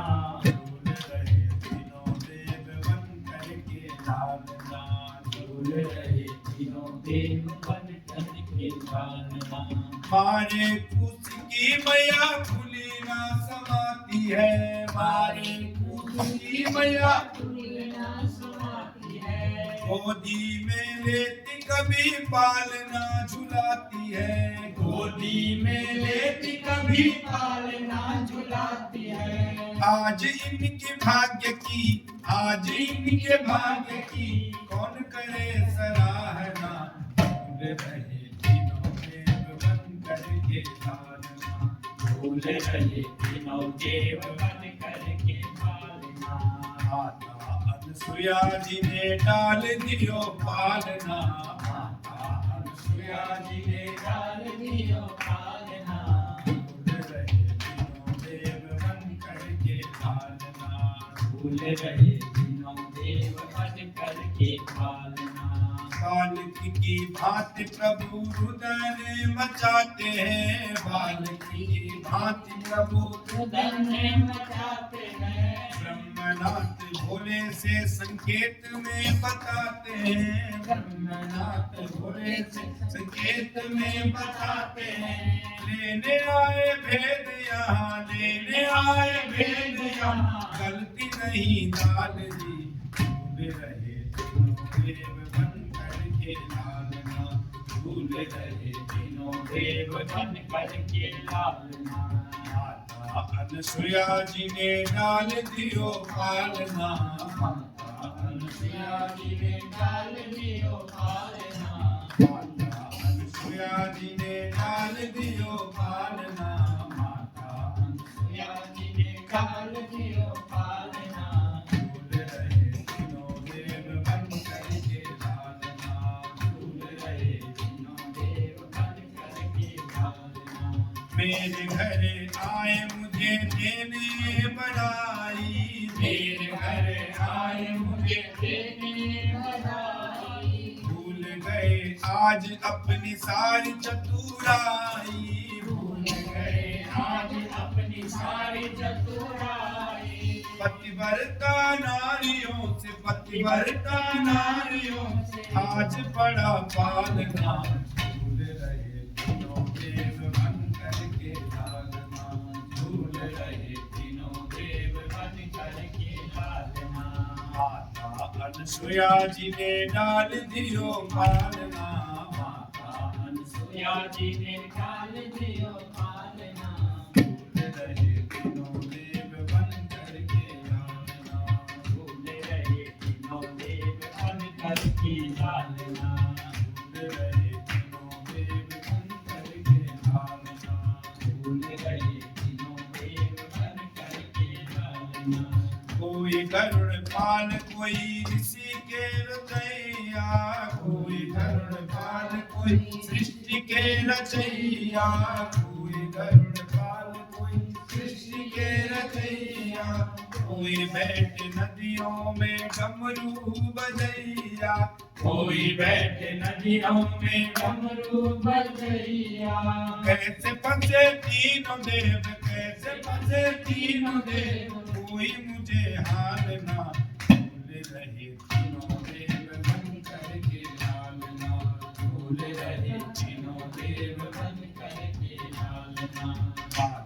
अनुसुया जी ने डाल दियो पालना, माता अनुसुया जी ने डाल दियो पालना, झूल रहे तीनों देव बन करके लालना, झूल रहे तीनों देव बन करके लालना। तीनों देव दुखी हो के कुटिया पधारी, तीनों देव दुखी हो के कुटिया पधारी, माता हमें पति दे दो विनती हमारी, माता हमें पति दे दो विनती हमारी। तीन पुत्र तीन वधू, तीन पुत्र तीन वधू आए मेरे आंगना, झूल रहे तीनों देव बन करके लालना, झूल रहे तीनों देव बन करके लालना। अनुसुया जी ने डाल दियो पालना, माता अनुसुया जी ने डाल दियो पालना, झूल रहे तीनों देव बन करके लालना, झूल रहे तीनों देव बन करके लालना, झूल रहे तीनों देव बन करके लालना। बोले भक्त वत्सल भगवान की जय, पितृदेव भगवान की जय, भागवत महापुराण की जय। नमः पार्वती पतये हर हर महादेव। ऐसी जो है 9 पुत्रियां हुई, और ये 9 पुत्रियां भी साधारण नहीं, साक्षात नवदा भक्ति के रूप में। इनमें एक पुत्री अनुसुईया और 8 शेष है। प्रेम से बोलो जय श्री राम। आज जो है इन 9 पुत्रियों का विवाह जो है, ब्रह्मा जी के जो 10 पुत्र हुए थे उनमें से नारद जी तो सन्यासी हो गए, और जो 9 पुत्र बचे हैं वही नवयोगेश्वर कहलाए। उन नवयोगेश्वरों के साथ जो है 9 पुत्रियों का विवाह। लेकिन जैसे ही बेटियों का विवाह हो गया, कर्दम जी ने कहा देवी अब तुम गृहस्थ को संभालो, हम चले जंगल में तपस्या के लिए। उसी समय उस देवी ने कहा महाराज बेटियां चली गई, अब ये बताओ मैं किसके साले रहूंगी। एक पुत्र हो जाता तो कम से कम उसके साथ उसके लालन पालन में मेरा जीवन चल जाता, और आपका काम है तपस्या करने, आप उसी समय कर्दम जी को याद आया भगवान ने वचन दिया मैं स्वयं तुम्हारे घर में पुत्र बनकर आऊंगा। अब की बार बहुत कृपा ऐसी हुई कि स्वयं नारायण ही कपिल बनकर कपिल भगवान। आज जैसे ही कपिल भगवान प्रकट हुए तो कर्दम जी समझ गए कि स्वयं नारायण जी मेरे घर में पुत्र बनकर आए हैं, और उन्होंने कहा महाराज कपिल भगवान को प्रणाम किया, हे प्रभु मैं जानता हूँ कि साक्षात प्रभु ही मेरे घर में पुत्र बनकर आए हैं, लेकिन एक सन्यासी का जीवन जो है वानप्रस्थ जब तक हमने गृहस्थ में नहीं लिया तब तक गृहस्थ अधूरा है। इसीलिए कहते हैं कि 51-52 जब 50 से ऊपर ज्यादा उम्र हो जाए तो घर को छोड़कर वन की तरफ ज्यादा मन होना चाहिए, भजन की तरफ ज्यादा होना चाहिए। यद्यपि मेरे घर में पुत्र बनकर ही नारायण आया है, लेकिन मैं तो जंगल में जाते ही प्रभु तपस्या करूंगा, क्योंकि यही संन्यास का धर्म है, गृहस्थ से मुक्त होकर जाना। आज जैसे कपिल भगवान को प्रणाम करके वन की ओर चल दिए, इधर जो है दूसरी तरफ मैया ने लाला का खूब सारा श्रृंगार किया, आज एक ऊंचे आसन पर बिठाया, और जैसे ही लाले को ऊंचे के आसन पर बिठाया सुंदर चोटी बनाई, और आज हाथ जोड़कर जो है कहा है प्रभु मेरे से बड़ा सौभाग्यशाली कोई है नहीं, और मैं इस बात को बहुत अच्छी तरह से जानती हूँ कि मेरे घर में जो पुत्र आया है वो साक्षात नारायण है। कौन है? नारायण है। मेरे घर में स्वयं नारायण ही पुत्र बनकर आया है, और मेरे से बड़ी सौभाग्यशाली कोई और स्त्री हो नहीं सकती। जिन संतों के एक दर्शन के लिए बड़े बड़े अमलात्मा विमलात्मा लोग भी तरसते हैं, वहां संत राजा जो है घर बार छोड़कर जंगल में जाता है, और संत उनको मुक्ति के लिए नहीं मिलते। वे अंतिम समय में संत कोई दर्शन दिखाने वाला मिल जाए, मार्गदर्शन। तो मेरे जीवन में कर्दम जैसे संत पति रूप में आए, और स्वयं नारायण जो है पुत्र बनकर आ रखा है। और इतना ही नहीं, मनु महाराज जो एकमात्र राजा है संसार के पहले मानुष है, उनकी मैं जो हूँ पुत्री हूँ। इस बच्चे को आराम से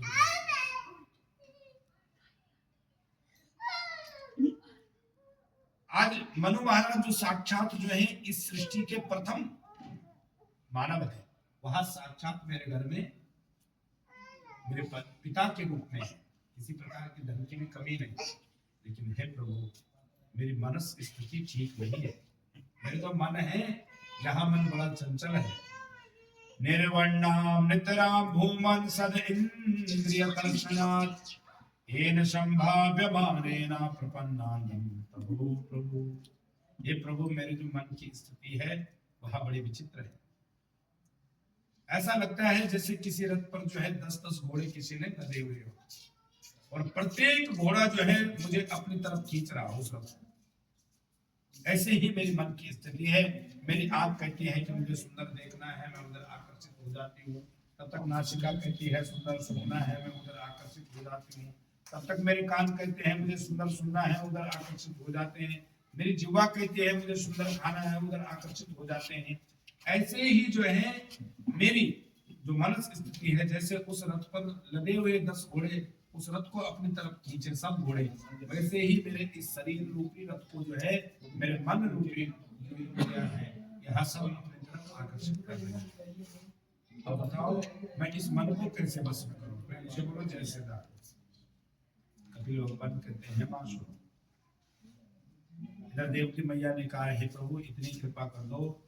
तम स्वागताहम शरणम शरण्यम स्वभृत्य संसार तरो कुठारम जिगाशयाहम प्रकृते पुरुषस्य नमामि सद्धर्म विदाम वरिष्ठम। देवकी मैया ने कहा हे पुत्र एक काम करेगा कि मेरे मन रूपी में जो अज्ञान रूपी वृक्ष उठकर आया है, इसको अपनी ज्ञान रूपी कुल्हाड़ी से इसको जड़ से काट डालो। ये जो संशय है मेरे मन में कि मैं क्या करूं, कि जो प्रत्येक इंद्रिया मुझे अपनी तरफ आकर्षित कर रही है, 5 ज्ञान इंद्रिया, 5 कर्म इंद्रिया, इनको मैं कैसे बस में करूं? अब भगवान कपिल कहते हैं माशु, इसका मेन कारण है ये मन। क्या है? मन। और मन को बस में करने के लिए 2 मार्ग है। सारी फसाद का जन्मा ये मन है। मन के हारे हार है, मन के जीते है जीत, मन ही मिलावे राम श्री, मन ही करत फजीत। इस मन को जिस स्थिति में हम लगाते हैं, ये मन जो है उधर ही चल पड़ता है। जैसे हम एक चाबी को बाईं तरफ लगाते हैं तो वहां बंधन बन जाता है, लेकिन उसी चाबी को जब हम दाहिनी तरफ घुमाते हैं तो मुक्त हो जाता है। ऐसे ही इस मन को जब हम संसार में लगाते हैं, ये मन बंधन का कारण बन जाता है, और इस मन को जब हम संसार से मुक्त करके परमात्मा की तरफ लगाते हैं तो यही मुक्त का कारण बन जाता है। ये इन सारे कारणों की जड़ जो है मां ये मन है, और इस मन को बस में करने के 2 मार्ग है, या तो आध्यात्म मार्ग या योग। योग को करने के लिए यम नियम आसन प्राणायाम प्रत्याहार धारण ध्यान समाधि 8 योगों का आश्रय लेना पड़ेगा। तब जो योगी जैसे जब तुम ध्यान करोगे तो गुदा चक्र से नाभि चक्र, नाभि चक्र से हृदय चक्र, हृदय चक्र से कंठ तालु से योग के द्वारा जो है 6 चक्रों का भेदन करते हुए इस शरीर से तुम मुक्त हो जाओ। और दूसरा है कि या तो आध्यात्मिक बढ़ाइए, जो वास्तविक पुराण का ज्ञान है उसको सीखिए। अच्छा इसके लिए क्या करना पड़ेगा? कहते इसके लिए जो है जीवन में कोई सतगुरु होना चाहिए, किसी संत का जीवन आपके जीवन में प्रवेश होना चाहिए। अच्छा संत तो आजकल बहुत घूम रहे हैं, हम ऐसा कैसा पहचाने कि संत कौन है? कहा मां संत की पहली परिभाषा यह है, संत अपने जीवन में कभी भी किसी को रोते हुए नहीं देख सकते। दूसरे की जो पीड़ा है, संत उस पीड़ा को अपनी पीड़ा समझते हैं। प्रेम से बोलो जय श्री राम। और जब आपको ऐसे संत मिल जाएंगे तब उनके पास बैठकर जो है आध्यात्मिक बढ़ा। कहा महाराज ये पता कैसे चलेगा संत कौन है? कहते संत के लिए कैसे कपड़ों से पता लगेगा? क्या मां संत तो घर में भी मिल सकते। कैसे? कहते संत के कोई कपड़े नहीं होते, और अगर मात्र कपड़ों से कोई संत होता तो बाजार से केसरी कलर लेकर जो है भगवान में लेकर सब संत हो जाते। जैसे ही प्रयागराज के पास जो है भरत जी राम जी को मिलने के लिए जाते हैं, प्रयागराज ने सोचा कि शायद जो है भरत इसलिए जा रहा है कि राम से लड़ने के लिए जा रहे हैं। और जैसे ही भरत जी ने वहां पर प्रयागराज का पूजन किया, प्रयागराज में प्रयागराज प्रकट हुए, मांग भरत तुझे क्या चाहिए? भरत जी ने कहा धर्म न अर्थ न काम रुचि गति न चाहो निर्वाण, जन्म जन्म रति राम पद यह वरदान। कहते ना मैं कोई धर्मात्मा बनना चाहता हूँ, ना कर्मात्मा बनना चाहता हूँ, ना मैं चाहता हूँ कि बिना बाण के जो है मेरे प्राण निकल जाए। तो भगवान के पास तो तीनों चार चीज है, धर्म अर्थ काम और मोक्ष। कहते मुझे ये चार नहीं चाहिए, तो फिर क्या चाहिए? कहते जन्म जन्म रति राम पद, ऐसा वरदान दो कि जन्म जन्मांतर तक जो है राम के चरणों में मेरा प्रेम बना रहे। और जैसे ही सुना ये भगवान ने क्या सोच रहा है, ये तो राम जी के चरणों के लिए इतना प्रेमी है। और कहा अरे मैंने इतनी बड़ी चीज तुझे कहा कि मांग भरत क्या चाहे, तूने चारों ठुकरा दिए, इसलिए सुनो भरत तुम सब विधि साधु। ये भरत तुम हर प्रकार से साधु। तो वो तो राजा थे अयोध्या के, फिर उनको साधु क्यों बोला? क्योंकि साधु का लक्षण ही साधु, कपड़ा नहीं। इसलिए गृहस्थ में रहकर भी साधु हो सकते हैं, क्योंकि सरलता सज्जनता का नाम ही जो है परोपकार का नाम ही साधु। अब जैसे ही कहा मां जीवन में कोई आध्यात्मिक साधु मिल जाए तो उनसे कथाओं को सुनोगे, पुराणों को सुनोगे, हरिस्मृति सर्व विपत्ति मोक्षणम, भगवान का चिंतन करोगे, उनकी स्मृति करोगे तो निश्चिंत जो है मुक्त हो जाओ। और फिर जब आध्यात्म आपका बढ़ेगा तो आध्यात्म बढ़ाने के बाद जो है आपको जर्रे जर्रे में वो परमात्मा दिखने लगेगा। कहा ये पुत्र एक बात बताओ, जब जर्रे जर्रे में परमात्मा बाद में दिखेगा तो अभी क्यों नहीं दिख रहा? अभी भी तो दिखना चाहिए जब जर्रे जर्रे में। अगर कोई कहे भाई यहाँ पर जो है अमुक वस्तु है और ये भजन करने के बाद दिखेगी, तो ये संशय तो होता है जब अमुक वस्तु है तो अभी क्यों नहीं दिख रही जर्रे जर्रे में परमात्मा है? अभी भी तो दिखना चाहिए। कपिल भगवान बोले माँ कई चीजें ऐसी होती है जीवन में जो हमारे बहुत निकट होती है लेकिन वो दिखाई नहीं देती। बोले ऐसी कौन सी चीज है? और जैसे आंख में लगा हुआ काजल, आंख में लगा हुआ काजल आंख के सबसे नजदीक है, लेकिन बिना दर्पण के उसको देख नहीं सकते। जब तक शीशा के सामने नहीं जाओगे तब तक काजल को नहीं देख पाओगे कि नजदीक है आंख के सबसे। अगर आंख में लगा हुआ काजल देखना है तो उसके लिए जो है दर्पण की आवश्यकता है। ऐसे ही जर्रे जर्रे में बसे हुए परमात्मा को देखना है, उसमें आध्यात्म का जो दर्पण है उसको बढ़ाना पड़ेगा। जब किसी सदगुरु के चरणों में आप बैठोगे तब आध्यात्मिक दर्पण बढ़ेगा, फिर उस परमात्मा का जर्रे जर्रे में तुम्हें आवास होने लगेगा। सुनीति स्वपाकश्चूनानु सोचन की पंडिता, तब आप हाथी में भी उसी परमात्मा को देखोगे और चींटी में भी उसी का अनुभव करोगे। तो क्या करें फिर? जंगल जाकर किसी साधु को ढूंढे, संसार से मुक्त होकर विरक्तों के पास चले जाए। कपिल भगवान बोले बिल्कुल नहीं मां, बस ऐसा रहना है जैसा जो है एक बेटी रहती है। प्रेम से बोलो जय श्री राम। अच्छा एक बेटी कैसी रहती? बचपन में कहती मेरा बाबा का घर है, चाचा का घर है, दादा का घर है, नाना का घर है, सयानी अभी रिश्ता हुआ, सास का फोन है, ननाद का फोन है, ससुराल से फोन है, थोड़ा थोड़ा बारात हुई, पहले दिन गई, वापस आती तो माँ को जो है गले से लगा, जैसे कितने दिन बाद आई। बताओ सच है कि? अब उसको अपनी माँ से मिलने की बड़ी उत्कंठता है, कब घर जाऊं, एक दिन बाद कब माँ को मिलूं। अब फिर वापस गई, 5 दिन रही, वापस आई, फिर गई आई, ऐसे ऐसे करके जो 2-4 साल बीत गए। अब वो चाहती है कि भले कुछ भी बहाना हो, मैं के जाने का बहाना हो, भले कोई दादाजी ही मर जाए, तेल में बुला ले, है ना? क्योंकि उसको मैके वालों से बहुत प्रेम है, माँ से मिलना चाहती हो। लेकिन जैसे ही 2-4 साल हुए, अब जिस माँ को मिलने के लिए वो तरसती थी, एक एक दिन एक एक बहाना ढूंढती थी। अब पता चला भैया कि यहाँ से माँ को दिखाया पीजीआई, पीजीआई डॉक्टरों ने कर दिया भैया माँ बच नहीं सकती, इसलिए घर ले जाओ और इसकी सेवा करो।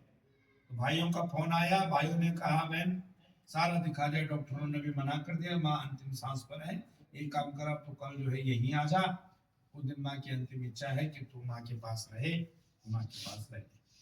अब वही बेटी बोलती है जो पहले एक ही दिन के लिए तरसती थी, भैया आऊंगी तो जरूर लेकिन 2-4 दिन नहीं रह पाऊंगी, सुबह आऊंगी शाम को चली जाऊं, क्यों? मेरा पीछे नहीं सकता है। होता है सर कि नहीं? तो क्या वो अब अपनी माँ से प्यार नहीं करती? आज भी उतनी प्रेम करती है जितना पहले करती थी। देवती मैया बोली अच्छा हाँ बेटा ये तो बात ठीक है, लेकिन माँ आज भी उसका प्रेम अपनी माँ के प्रति वैसा ही है जैसा पहले था। लेकिन वो समझ गई कि वास्तविक जो मेरा घर है वो मायका नहीं ससुराल है, ससुराल की जिम्मेदारी। ऐसे ही इस संसार में सबसे खूब प्रेम करो, माँ से भी करो, बाबा से करो, मकान से करो, दुकान से करो, घर से करो, संसार के हर जीव से करो। लेकिन ये याद रखना कि जैसे वो मायका अपना नहीं है, पक्का नहीं है, वैसे ही जो है ये संसार भी पक्का नहीं है। यहाँ से एक दिन ना एक दिन जाना पड़ेगा। प्रेम से बोलो जय श्री राम। उस बेटी की तरह इस संसार से मां जब तुम खूब प्रेम करोगे और मौत को याद रखोगे तो निश्चिंत जो है इस माया दुनिया में नहीं फंसोगे। और जब भक्ति की सीमा पराकाष्ठा सीमा पर पहुंचती है, आज देवती मैया बड़ी प्रसन्नता से ऐसी समाधि लगी कि सिद्धिदा नाम की नदी के रूप में बहने लगे। कपिल भगवान ने माँ को प्रणाम किया और गंगा सागर में कपिल भगवान चले गए। बोले कपिल भगवान। इन्हीं मनु महाराज की दूसरी जो पुत्री है उसका नाम है आहुति, जिसका विवाह रुचि प्रजापति के साथ हुआ पुत्रिका धर्म के अनुसार। पुत्रिका धर्म क्या है? पहले शर्त रखते थे हम आपको कन्यादान तो देंगे लेकिन एक शर्त पर, आपकी हमारी बेटी का जो पहला पुत्र होगा वो नाना पक्ष को देना पड़ेगा। इसको पुत्रिका धर्म के अनुसार कहते थे। इनके घर में साक्षात यज्ञ नारायण भगवान पुत्र बनकर आए, जो यज्ञ आप कर रहे हैं। और यज्ञ नारायण का विवाह हुआ दक्षिणा नाम की पत्नी यज्ञ नारायण की हुई। तो यज्ञ की पत्नी क्या है? दक्षिणा। तो इसलिए जब यज्ञ करते हैं तो दक्षिणा देते हैं, क्योंकि फिर लक्ष्मी नारायण की एक साथ यज्ञ नारायण की पूजन हो गया। और अकेले ही विदा करोगे, यज्ञ करोगे, दक्षिणा नहीं तो अधूरा यज्ञ रह जाएगा, है ना? इसलिए यज्ञ की पत्नी का नाम दक्षिणा। मूलम ही विष्णुदेवानाम यत्र धर्म सनातना तस्य चा ब्रह्मभो विप्रास्तपो यज्ञ। जहाँ यज्ञ होगा वहाँ तप होगा, दक्षिणा मिलेगी, अन्न मिलेगा, सब प्रकार से सब।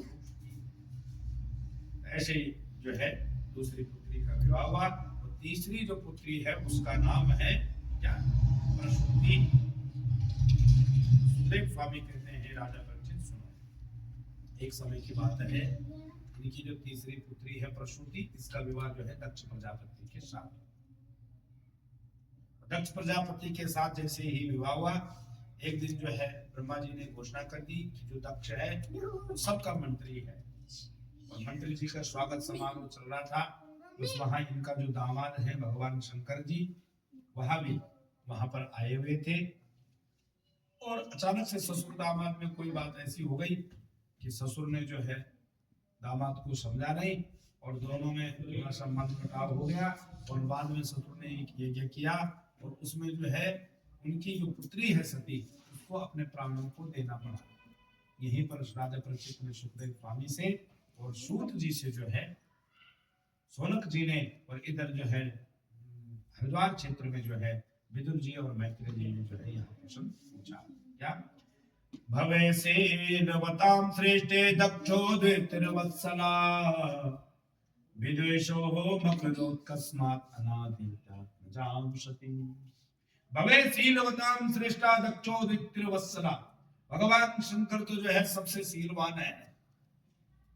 अरे एक बार बिच्छू भगवान शंकर के पास जाते हैं, प्रभु हमें जो देखता है, बिच्छू और नाग जाते हैं और कहते हैं प्रभु हमें जो देखता है वो देखते ही भले हम उसको कुछ ना करें, वो डंडा लेकर पहले आ जाता है, हमारे मुख को कुचलना चाहता है। अब बताओ हम कहाँ बचे? भगवान ने कहा एक काम करो, तुम हमारे गले में आ जाओ और तुम कानों में कुंडल बन जाओ। जिन्होंने बिच्छू और सांप में भी दोष नहीं देखते हैं, ऐसे भवे शीलवताम श्रेष्ठा और दक्षो द्वितीर्वत्सला। दक्ष भी तो अपने सारी कन्याओं में से जो है सती से, अपने बेटियों से प्रेम करने वाला था। तो विदोषो मकरोत्कस्मात् अनादित्यात्मजां सती। ऐसा क्या कारण बना, ऐसा क्या विरोध हुआ कि ससुर और दामाद के झगड़े में बेटियों को ही प्राण देना पड़ा? इस कथा को थोड़ा विस्तार करो। सूत जी कहते हैं शौनक आदि मुनियों सुनो, एक बार जो है ब्रह्मा जी ने अपने पुत्र दक्ष को सभी मंत्रियों का जो है श्रेष्ठ पद देना प्रारंभ किया। और इस संसार में ऐसे कम लोग हैं जिनको पद मिल जाए और उसके बाद मन ना हो। नहीं कोई हर्ष जन माज नहीं कोई हर्ष जन माज प्रभु का पाई जाई प्रभु का पाई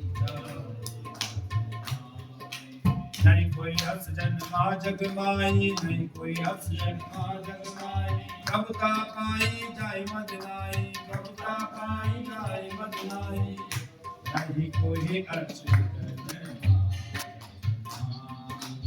नहीं कोई हर्ष जन्मा। इस संसार में ऐसे कम लोग हैं जिनको पद मिल जाए और पद के बाद मद ना आए। और जैसे ही दक्ष प्रजापति को पद मिला कि आज से तुम मंत्री जो है घोषित किए गए हैं, आज से तुम मंत्री बनेंगे।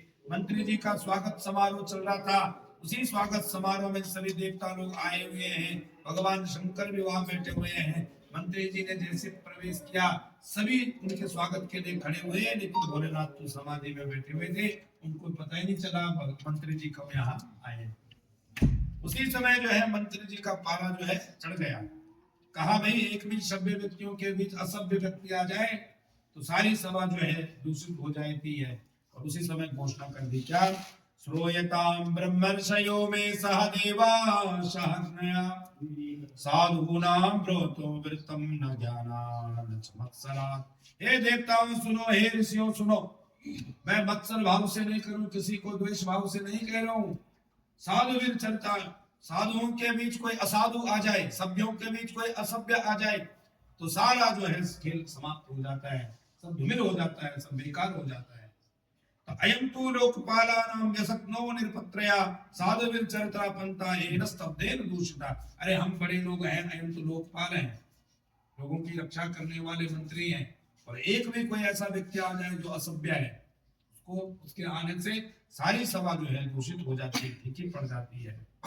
किसी ने कहा ये भगवान ऐसा यहाँ कौन आ गया जिसके आने से तुम्हें प्रॉब्लम है। उसी समय जो है दक्ष प्रजापति कहते हैं, अरे तुम इधर उधर क्या देखते हो, प्रेत वासेषु घोरेषु प्रेतर भूत गणेरवृता।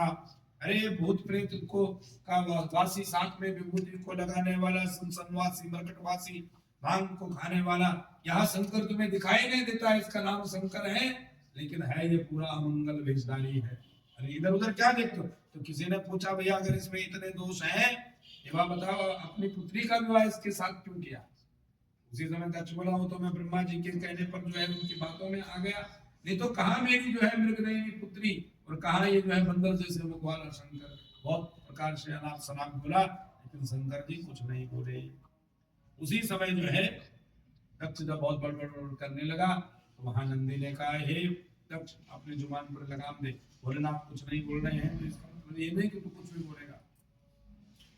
उसी समय वहां भृगु बाबा था, हे नंदी इस घरेलू मामला है, घरेलू मामले में बाहर के लोगों को नहीं पढ़ना चाहिए, ये स्वतंत्र और दामाद का विषय है।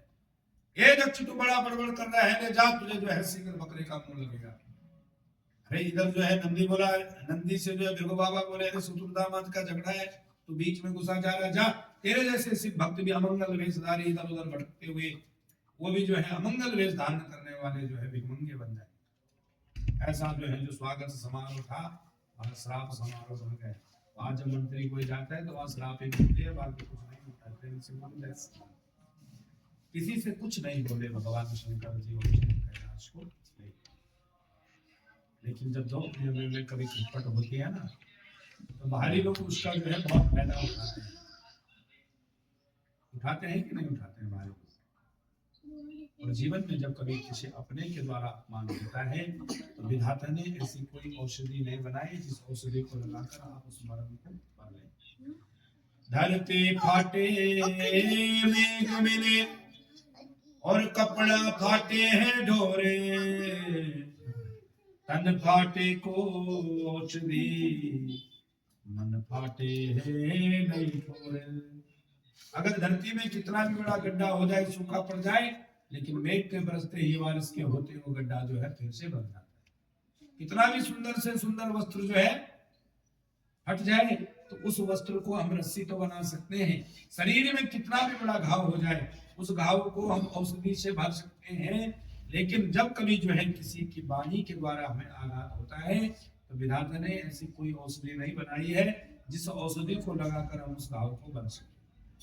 आज भगवान शंकर जो है सीधे कैलाश के पर्वत की ओर चले गए और दो प्रेमियों में जब झगड़ा होता है तो भारी लोग उसका जो है बहुत फायदा उठाते हैं। आज जो है दक्ष प्रजापति ने सोचा है भगवान शंकर को नहीं बुलाएंगे, हरिद्वार में एक यज्ञ करवाएंगे। आज एक यज्ञ का आयोजन किया और सबको कहा शंकर और शक्ति को कोई नहीं बुलाएगा। यज्ञ का दिन निश्चिंत हुआ। आकाश से देवता लोग जो है सब अपने विमानों के ऊपर से जो है रथ पर चढ़ते हुए कैलाश पर्वत के ऊपर से जाने लगे। सती मैया प्रातः काल से सोचते हैं भगवान ऐसा कौन सा यज्ञ है, अभी तो कुछ दिन पहले हरिद्वार में कुंभ था, सब लोग जो है वहां गए थे, हम भी गए थे, लेकिन कुंभ तो 12 वर्ष के बाद आते हैं। ऐसा कौन सा यज्ञ होगा कि जिसमें सब लोग जा रहे हैं और शंकर और सती को कुछ भी पता नहीं। आकाश से देवताओं की स्त्रियां जानबूझ कर जो है कैलाश पर्वत के ऊपर से जाते हैं। जब दो प्रेमियों का झगड़ा होता है बाहर लोग बहुत आनंद लेते हैं। अब जब सती प्रातः काल से देख रही आकाश से, देखो भैया इंद्र का रथ चल गया, ये वरुण देव का चला गया, ये अमुक देवता जा रहा है, सब हरिद्वार की तरफ जा रहे हैं और हमको कुछ भी पता नहीं। एक सखी को इशारा किया, बहन किधर जा रही? बैठ बोली हे भगवान तुझे नहीं पता, तू अभी यहीं बैठी है। अरे तेरे पिता के घर में इतना बड़ा यज्ञ हो रहा है और तू अब तक नहीं पहुंची। सती बोली अरे मैं तो भूल ही गई, बस शिव समाधि में बैठे हुए हैं और बस तुम चलो हम आते हैं। क्योंकि स्थिति कैसे भी घर की हो सकती है, अनबन जीवन में घर में हो सकता है, लेकिन कभी किसी बाहर वालों को मौका मत दीजिएगा। कि बाहर वाले पहले तो बड़े प्रेम से सुनेंगे, बाद में जो है आपको ही सुनाएंगे। सती ने कहा कि ऐसा कौन सा कारण होगा कि मेरे पिता के घर में यज्ञ चल रहा है, मेरे पिता तो 16 बहनों में सबसे ज्यादा प्रेम जो है मेरे से करते थे, और आखिर ऐसा क्या कारण हुआ है कि मेरे पिता ने सबको बुलाया और हमें नहीं बुलाया, कि शंकर जी ने जो है सती को नहीं बताया। बार बार माँ सती जो है शंकर जी के पास जाती है, वापस मुड़ जाती है, शंकर जी के पास जाती है, वापस मुड़ जाती है। और अब जब बार बार गई तो भगवान शंकर जी ने जो है नेत्रों को खोला और भगवान शंकर जी ने जैसे सती से पूछा हे देवी क्यों परेशान है। सती ने सारी कथा सुनाई। शंकर जी ने आज बताया एक दिन मैंने जानबूझ कर आपके पिता का अपमान किया, बस मुझे पता ही नहीं चला कब वो आए। उन्होंने सोचा मैं जानबूझ उनके स्वागत में नहीं उठा कि मैं तो दामाद था, अगर मुझे पता चलता तो ससुर पिता समान है मेरा पालन था। लेकिन हे देवी तुम तो जानती हो मुझे ऐसा ध्यान नहीं रहा, और उन्होंने जो है हमसे उसी दिन से द्वेष भाव जो है रख लिया। इसलिए जो है पिता के घर में, गुरु के घर में, मित्र के घर में जब मर्जी तब चले जाना चाहिए, लेकिन अगर किसी बात का कोई अनबन हो तो वहां नहीं जाना चाहिए। और जैसे ही सती मैया ने कहा महाराज आप तो ऐसे ही कहते हो, देखना आप जैसे चलोगे सब गले लगा लेंगे। भगवान शंकर बोले ऐसी जगह जो है बिना बुलाए नहीं जाना चाहिए। लेकिन माताओं को कौन समझाए, क्योंकि लोग हट बाल हट और स्त्री हट की तो बड़ी खतरनाक हट है। माता बोली तुम तो हमारे मैके वालों को ऐसे ही कहते हो, देखना अब शाम को जो है मैं जाऊँ, तुम चलो या ना चलो भैया मैं तो चलूंगी, मेरी बहनें भी सभा रखी होंगी, मेरे सारे रिश्तेदार रखे होंगे। भगवान शंकर ने बहुत प्रकार से समझाने की कोशिश करी, लेकिन सती मैया नहीं मानी और सीधे यज्ञ में चली गई। भगवान शंकर अपने गुरु को साथ भेजते और तब जो है भगवती ने हाथ उठाया और शंकर में बैठकर चली गई। जगत जननी भवानी है, आए हम भी चलते हैं। शेर पे सवार माँ ओढ़े चुनरी, शेर पे सवार माँ ओढ़े चुनरी, शेर पे सवार माँ ओढ़े चुनरी, शेर पे सवार माँ ओढ़े चुनरी, शेर पे सवार माँ ओढ़े चुनरी, शेर पे सवार माँ ओढ़े चुनरी। शिव जी ने अपने गण भेजे रक्षा करने उसकी, हाँ शिव जी ने अपने गण भेजे रक्षा करने उसकी, कौन करेगा रक्षा उसकी, करती रक्षा सबकी, कौन करेगा रक्षा उसकी, करती रक्षा सबकी। तेरी जय जय जय जयकार माँ ओढ़े चुनरी, तेरी जय जय जय जयकार माँ ओढ़े चुनरी, ओके शेर पे सवार माँ ओढ़े चुनरी, ओके शेर पे सवार रुद्रप्रयाग में पहुंची मैया संध्या वंदन करने। हाँ रुद्रप्रयाग में पहुंची मैया संध्या वंदन करने। हाँ रुद्रप्रयाग में पहुंची मैया संध्या वंदन करने। हाँ रुद्रप्रयाग में पहुंची मैया संध्या वंदन करने। रुद्रकुंड में पहुंची मैया लग गए फूल बरसने। रुद्रकुंड में पहुंची मैया लग गए फूल बरसने। तेरी जय जयकार मां ओढ़े चुनरी। तेरी जय जयकार मां ओढ़े चुनरी। होके शेर पे सवार मां ओढ़े चुनरी। होके शेर पे सवार मां ओढ़े चुनरी। माया कुंड से चलकर मैया पहुंची हर के द्वार। माया कुंड से चलकर मैया पहुंची हर के द्वार। यज्ञ भूमि में पहुंची मैया कर कर सब श्रृंगार। यज्ञ भूमि में पहुंची मैया कर कर सब श्रृंगार। तेरी जय जयकार मां ओढ़े चुनरी। तेरी जय जयकार मां ओढ़े चुनरी। पिता भवन भवानी। पिता भवन जब गई भवानी। त्रास खाओ न सनमानी। त्रास खाओ न सनमानी। सादर भरहि विधि माता। सादर भरहि विधि माता। अग्नि